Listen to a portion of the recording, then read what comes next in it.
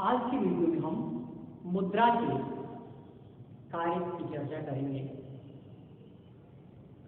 देखिएगा, मुख्य रूप से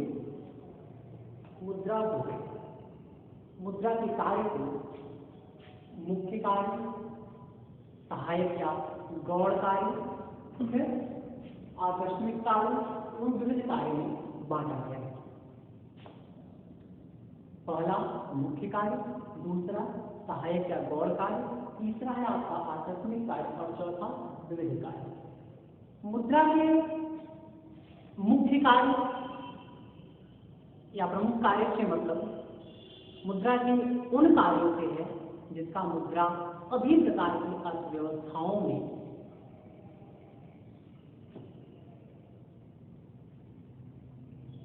करती है। कहने का मतलब मुद्रा के प्रमुख कार्य वे कार्य हैं जो मुद्रा सभी प्रकार की अर्थव्यवस्था में करती है।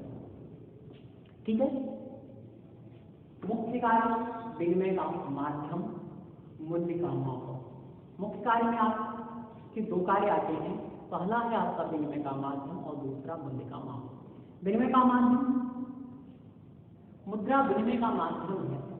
मुद्रा के प्रयोग से पहले समाज में या मुद्रा के ज्ञान से पहले समाज में वस्तु विनिमय प्रणाली प्रचलित थी। वस्तु विनिमय में हम एक वस्तु से दूसरी वस्तु का लेन देन करते थे। ठीक है, वस्तु विनिमय की अपनी कुछ समस्याएं थी, दोहरे संयोग की कठिनाई है। ठीक है, वस्तुओं की अविभाज्यता है, मूल्य स्थानांतरण की असुविधा है। इन सब कठिनाइयों के कारण मुद्रा का जन्म हुआ और मुद्रा विनिमय का माध्यम बना। कहने का मतलब किसी भी प्रकार की वस्तु को खरीदने के लिए या किसी भी प्रकार की वस्तु विक्रय में हम मुद्रा को लेन देन के माध्यम के रूप में प्रयोग करते हैं। ठीक है, और आज मुद्रा हमारे अर्थव्यवस्था का आधार बन गया है। आज के समाज में आज के समाज की कल्पना हम मुद्रा के बिना निराधार लगती है। हम मुद्रा के बिना कि हम अर्थव्यवस्था या समाज की कल्पना नहीं कर सकते हैं। ठीक है, आज हर जगह मुद्रा उपस्थित है। सभी प्रकार की अर्थव्यवस्थाओं में मुद्रा का अपना अलग महत्व है। तो मुद्रा क्या है? विनिमय का माध्यम। किसी प्रकार के लेन देन के लिए या क्रय विक्रय के लिए हम मुद्रा को विनिमय के माध्यम के रूप में प्रयोग करते हैं, या मुद्रा के बदले कोई वस्तु ली जाती है, खरीदी या बेची जाती है। ठीक है, दूसरा है मूल्य का मापक।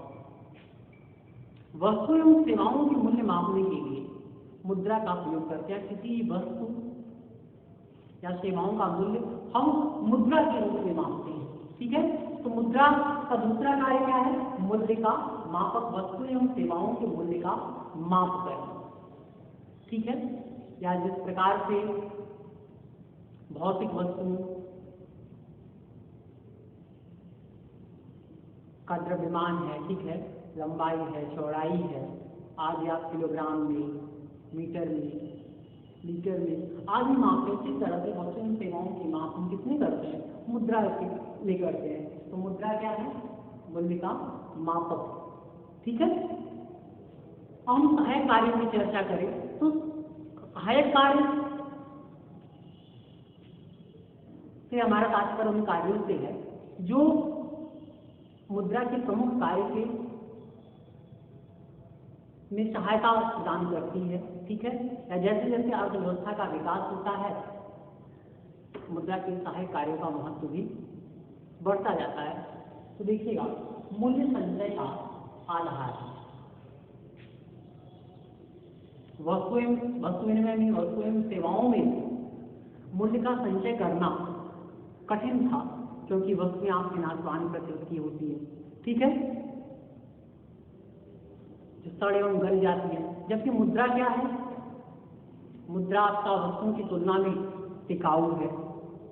ठीक है, अक्षय है। तो मुद्रा में के रूप में मूल्य का संचय किया जा सकता है। ठीक है, मुद्रा के रूप में मूल्य का संचय करके उस पर ब्याज भी कमाया जा सकता है। मुद्रा के इसी गुण के कारण से आज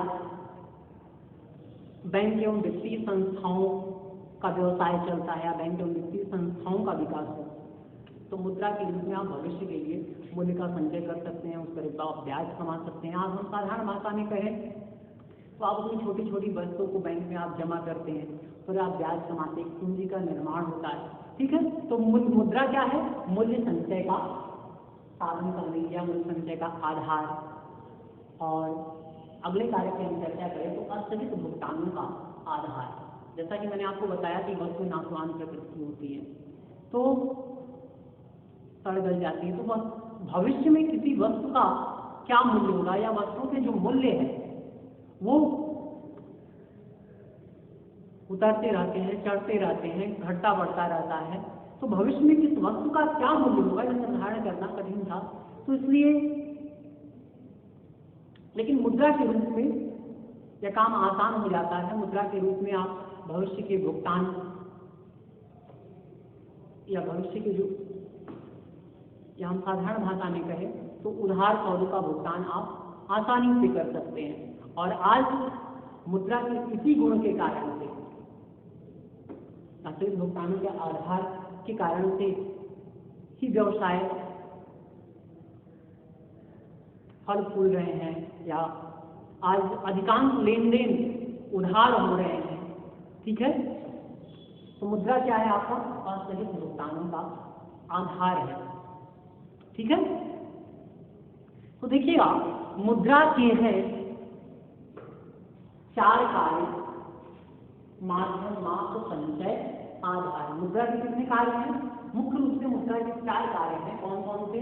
माध्यम, विनिमय का माध्यम, दूसरा आपका माप, मूल्य का माप, तीसरा संचय, संचय का आधार, और चौथा आपका आधार, अस्थगित भुगतानों का आधार। ठीक है, लेकिन इस कार्य के अतिरिक्त भी अन्य कार्य हैं। जैसे जैसे अर्थव्यवस्था का विकास होता है, मुद्रा के कार्यों का महत्व बढ़ता जाता है या मुद्रा के कार्य बढ़ते चले जाते हैं। ठीक है, तो हम आकस्मिक कार्य की चर्चा करें तो आकस्मिक कार्य से तात्पर्य, मुद्रा के आकस्मिक कार्य से तात्पर्य उन कार्यों से जिसका मुद्रा विशेष परिस्थितियों में करती है, जिसे मुद्रा विशेष परिस्थितियों में करती है। तो देखिएगा सामाजिक आय का वितरण। तो आज देखिएगा किसी भी वस्तु के उत्पादन में पूंजी, श्रम, साहस, प्रबंध, इनका योगदान होता है। ठीक है, और इन सभी का प्रतिफल हम मुद्रा के रूप में मापते हैं। मुद्रा के रूप में ही राष्ट्रीय आय की माप की जाती है, गणना की जाती है।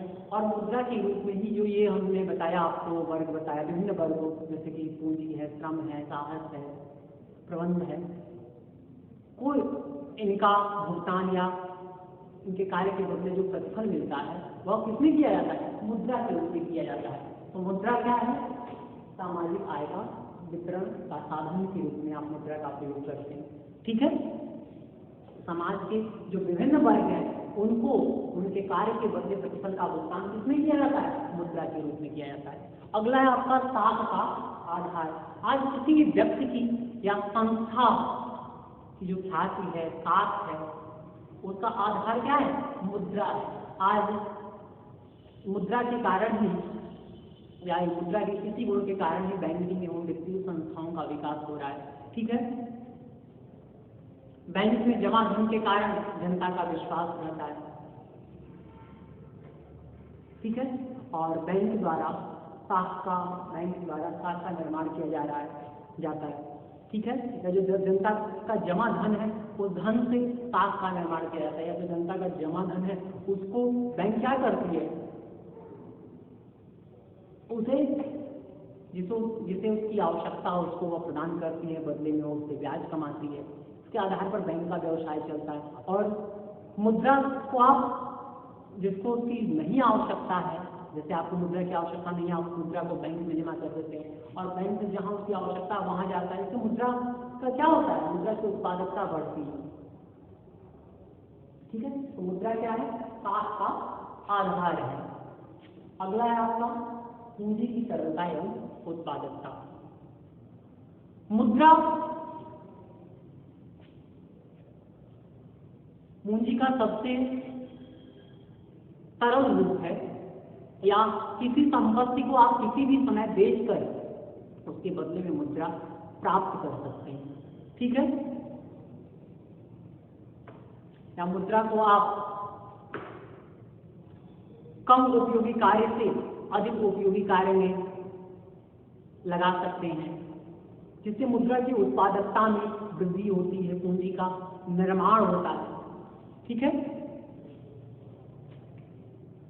कहने का मतलब, मान लीजिए आपके पास कोई संपत्ति है, ठीक है, आपके लिए बहुत उपयोगी नहीं, आप उसे बेचकर दूसरी संपत्ति बना सकते हैं। ठीक है, या उसको बेचकर आप उस पैसे को कहीं और में लगा सकते हैं, या आप बैंक में जमा कर सकते हैं, उससे आप ब्याज कमा सकते हैं। कोई और संपत्ति खरीद कर उस संपत्ति के थ्रू आप क्या कर सकते हैं, कमा सकते हैं, जिससे पूंजी अब आपकी क्या है, वाले की तुलना में बढ़ेगी।